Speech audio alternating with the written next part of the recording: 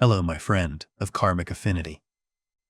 Try asking your heart this one question.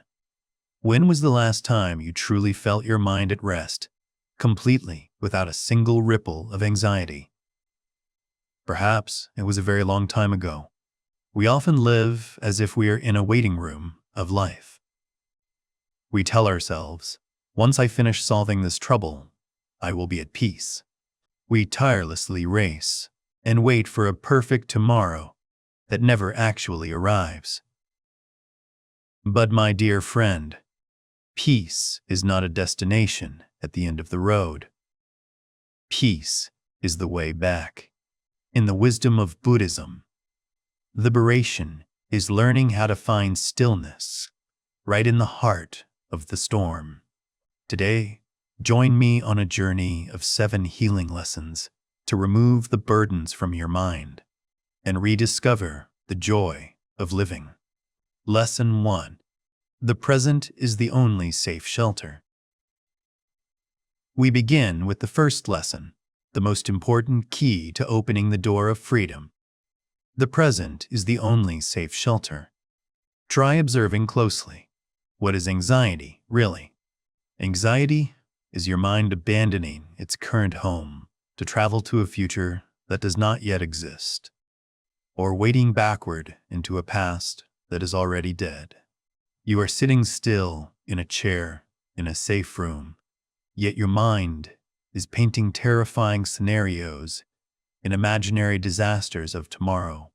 You fear things that have not come and agonize over things that have passed, while true life is only happening right here and right now. The danger is that your body is not smart enough to distinguish between an imaginary danger and a real one. When your mind thinks of a risk, the brain immediately sends out an alarm signal. Your heart beats faster, your breath becomes shallow, and your muscles tense up exactly as if you were facing a real wild beast. You are consuming your precious life energy to fight ghosts of your own creation. Engrave this saying in your heart like a protective amulet. Anxiety lives on imagination, but it dies instantly when it touches reality. To escape that sleepwalking state, whenever an inner storm rises, find your way back to the safest shelter, your breath and your body. Breathing always happens in the present tense. You cannot inhale a breath of the past, nor can you breathe for the future. Breath is the anchor that keeps the boat of your consciousness from drifting out to the open sea. Stop. Take a deep breath. Feel the flow of cool air entering your chest. Bring your attention down to your feet, touching the ground firmly. Listen to the sounds happening around you. The hum of a fan, the distant traffic, or the wind blowing. These sensory signals are proof that you are alive. Tell yourself, right now, right here, I am breathing. I am safe. Everything is okay. When you neo yourself into your breath, you cut off the nutrients of anxiety. You pull your mind from the dark clouds back to the solid ground. The present is the home, the most solid fortress that no fear can invade. As long as you are still breathing, it means life is still supporting you, and you are absolutely safe in this moment. Lesson 2. Acceptance does not mean giving up. Once you are anchored in the present, we move to the second lesson, a powerful antidote to resistance. Acceptance does not mean giving up. My dear friend, most of our suffering does not come from what happens, but from our continuous arguments with reality. We scream in our minds, "Why did this happen to me? That person shouldn't have treated me that way. I should have been more successful." It is this fierce resistance, this refusal to acknowledge the truth, that creates deep wounds in your heart. You are using your energy to headbutt the wall of reality, and naturally, you are the one who gets hurt. Imagine when you end a romance or face failure at work. The sadness is real, and it is natural. But the agony and refusal to accept the truth are what kill you lingeringly. Many people fear the word acceptance because they misunderstand it as weakness. They think acceptance is surrendering, letting life push them around, or bowing their heads to fate. But in the wisdom of mindfulness, acceptance is entirely different from resignation. Resignation is a state of helplessness, boredom, and despair. Acceptance is an act of wisdom and courage. It is when you dare to look straight at the naked truth and stop fighting what is already settled. You say to yourself, yes, this has happened. It is as it is. The rain has already fallen. And now, what will I do next? When you stop arguing with life, you save a massive amount of energy previously wasted on anger and resentment. You create a space to breathe, allowing the wound to heal itself. When the mind is no longer clouded by resistance, you see the situation more clearly, and from there, you can make wise decisions to change or improve it. Remember, peace does not come when life goes your way.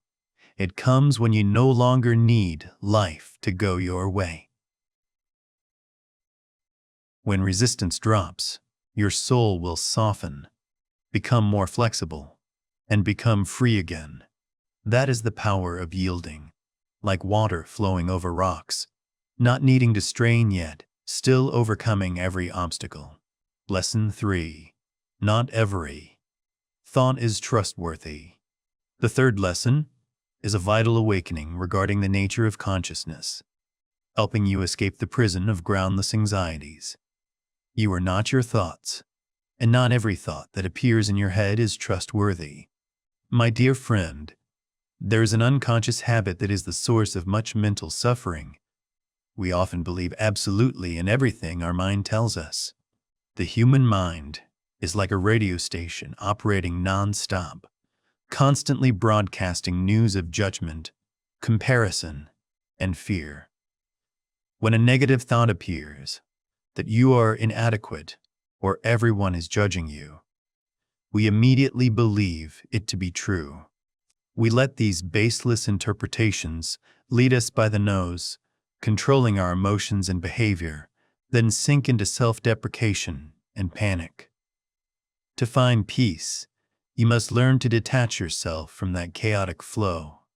Close your eyes and visualize the most beautiful metaphor of meditation. Your true consciousness is as vast and silent as a deep blue sky. Thoughts, emotions, and anxieties are merely clouds drifting by. There are gentle white clouds, and there are dark clouds carrying thunder and storms. But please remember this carefully, no matter how dark or violent the cloud is. Can it wet or hurt the sky? The answer is no. The sky is always there, behind the clouds, open, clear, and whole. The sky contains the clouds but is never stained by them. You are that sky.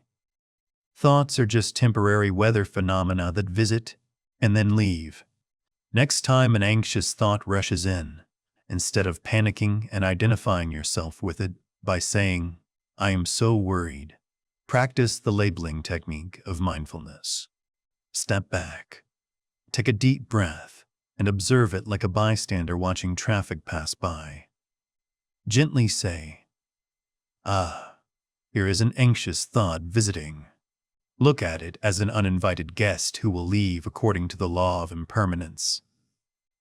Tell yourself this liberating mantra: this is just a thought. This is not the truth. When you learn to doubt the tragic stories that the mind weaves, you will no longer be swept away by them.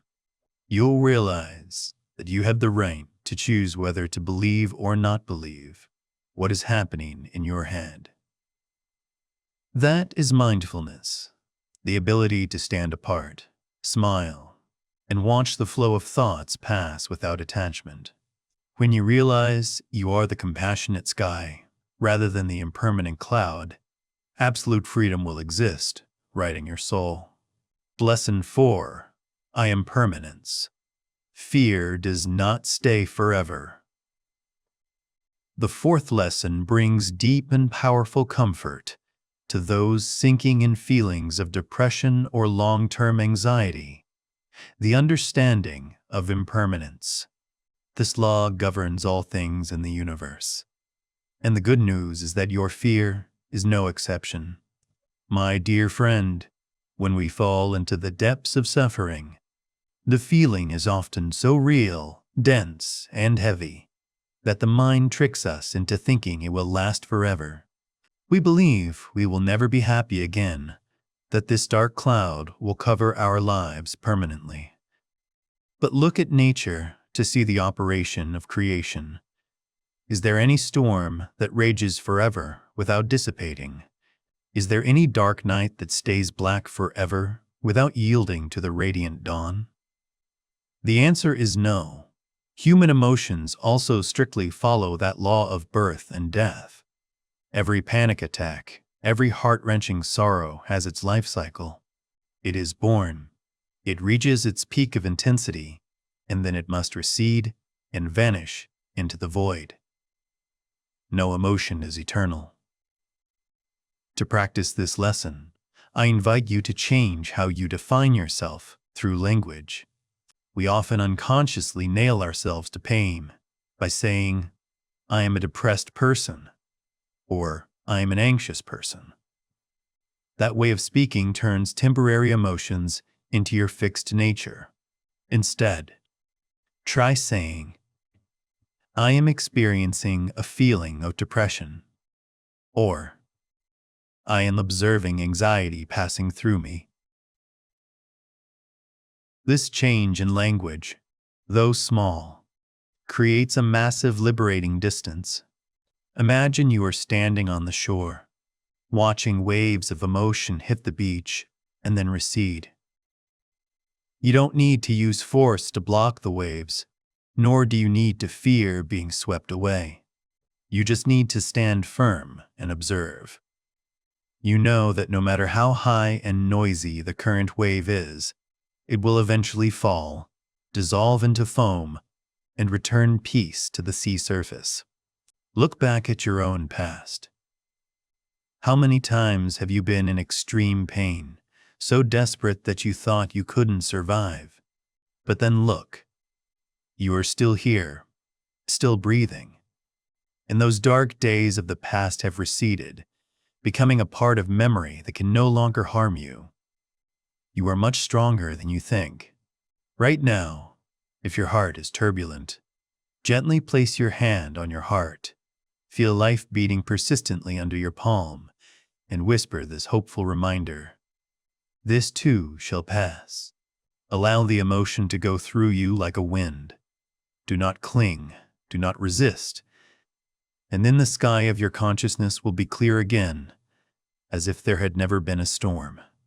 Lesson 5. Let go of the illusion of control to find freedom. We come to the fifth lesson, a powerful medicine for souls exhausted by responsibility. Let go of the illusion of control. My dear friend, look deeply into the roots of modern anxiety. Is it not true that most of our insecurity stems from the need to control everything? We want to control the future, so it goes according to plan. We want to control others' views so they love us. We want to control work results to ensure success. We often mistakenly believe that if we worry enough, we will prevent risk. But the harsh truth is, worrying never prevents bad things from happening. It only prevents you from enjoying the good things in the present. Trying to control life is like trying to grip water in your palm. The tighter you grip, the more the water flows away. Imagine life is like a great river flowing tirelessly to the sea. You are the rower on that river. Your task is to steer your boat as skillfully as possible, avoiding rocks and following the current to move forward. That is your part. But you absolutely cannot control the wind's direction, command the rain to stop, or force the river to flow as you wish. If you stand on the boat and scream at the river, or try to row against the floodwater, you will only receive despair and exhaustion. Buddhism teaches us the wisdom to distinguish clearly what is your business and what is life's business. Act without attachment.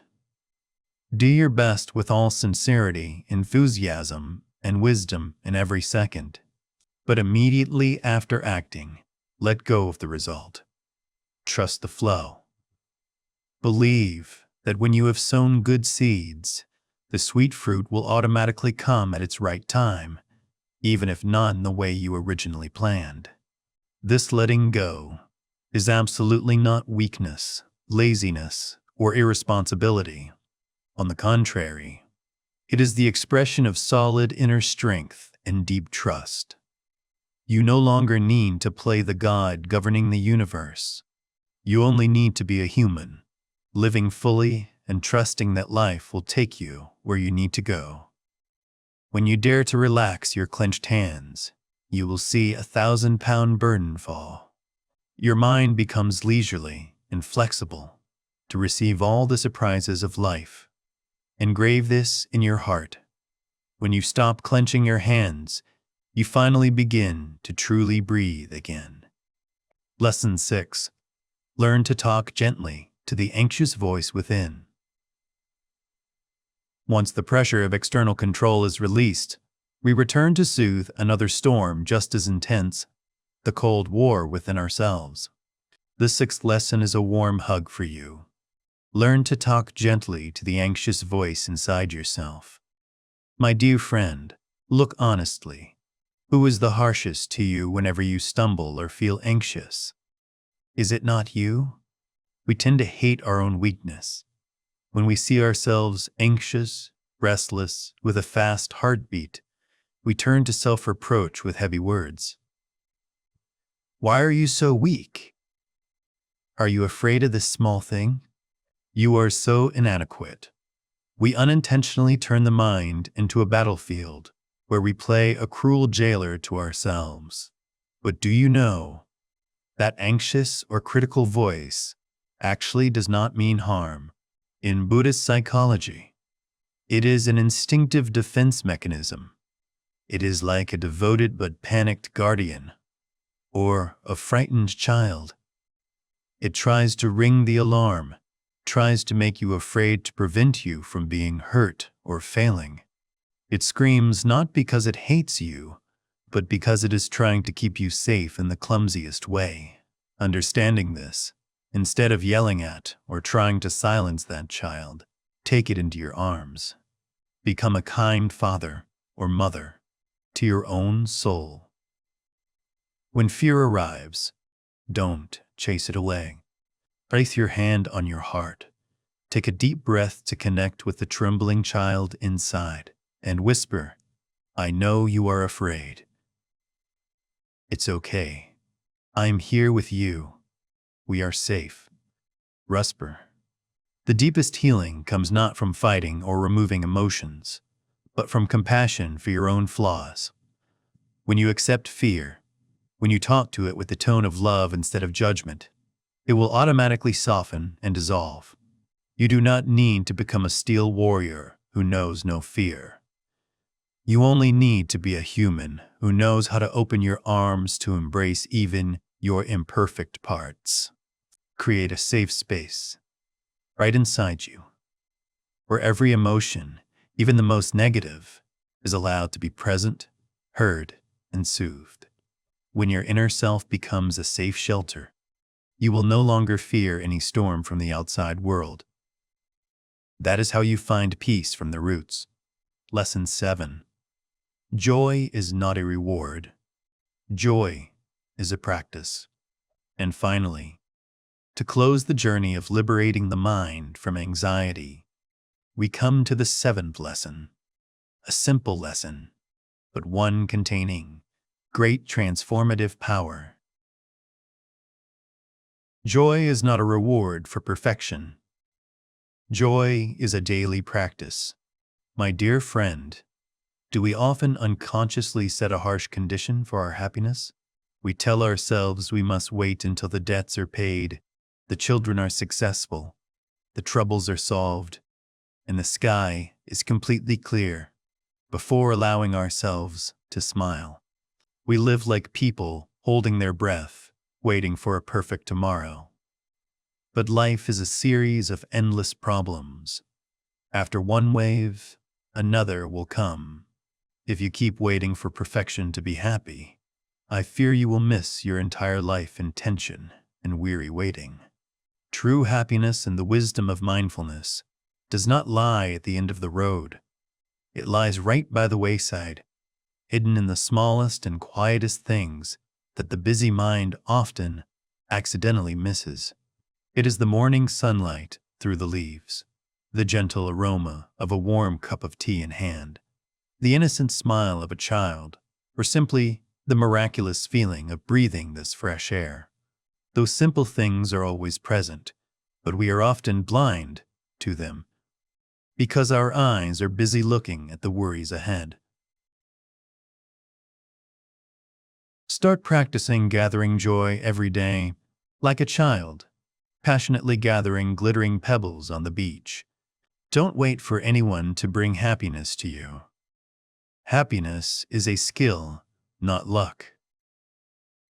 When you actively practice presence and gratitude for simple things, you are watering the seeds of health in the garden of your mind. Gradually, those seeds will bloom. The fragrance of contentment will overwhelm the bitter taste of the weeds of anxiety. My dear friend, peace is a choice, and you can choose it right now, no matter how big the storm outside is. Remember this saying as your final luggage. Happiness doesn't wait for a perfect life. Happiness waits for you to be present. When you stop running and are whole with this moment, that is when true joy begins.